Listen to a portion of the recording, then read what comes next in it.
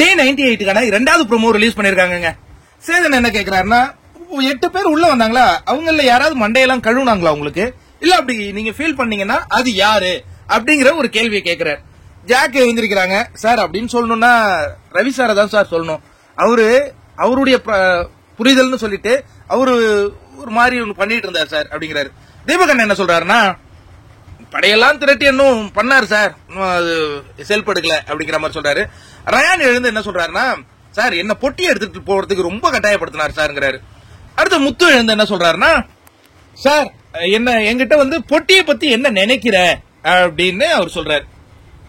இங்கதாங்க Jacqueline டக்குன்னு சொல்றாங்க, sir முத்துவால அவர் எதுவுமே பண்ணல சார் அப்படின்னு ஒண்ணு. அப்படியா சார் அப்படின்னு ஒண்ணு. ஆமா சார், நான் முத்துவை எதுவும் மண்டையெல்லாம் கழுவல சார், பொட்டி பத்தி தெரிஞ்சுக்கிட்டேன், பட் நான் யார் சார் எப்படி எவ்வளவு ஒரு அக்கப்போர் இல்ல. சூப்பர். ஆனா இந்த இடத்துல ஜாக் எனக்கு சரியான முறையில நான் கிளாஸ் பண்றேன். ஜாக் அடிச்சாங்க பாத்தீங்களா, நெத்தி அடி அடிச்சாங்க. ஒரு போட்டியாளரை மட்டும் விட்டுட்டு மத்தவங்களை நிறைய பேரை டார்கெட் பண்ணாங்க.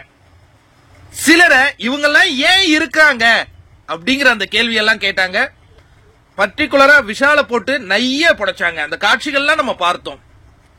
சௌந்தர்யாவை சுக்குநூறா உடைச்சாங்க. அந்த காட்சிகள்லாம் நம்ம பார்த்தோம். மண்டைய கழுவுறதை விட இவன் தான் வெற்றி பெறுவான் அப்படிங்கறத பதிவு பண்ணிட்டே இருந்தாங்க. இதையும் நம்ம பார்த்தோம். அத இன்னைக்கு சேதன் முன்னாடி வச்சு உடைச்சிட்டாங்க. ஜாக் வச்சு உடைச்சிட்டாங்க.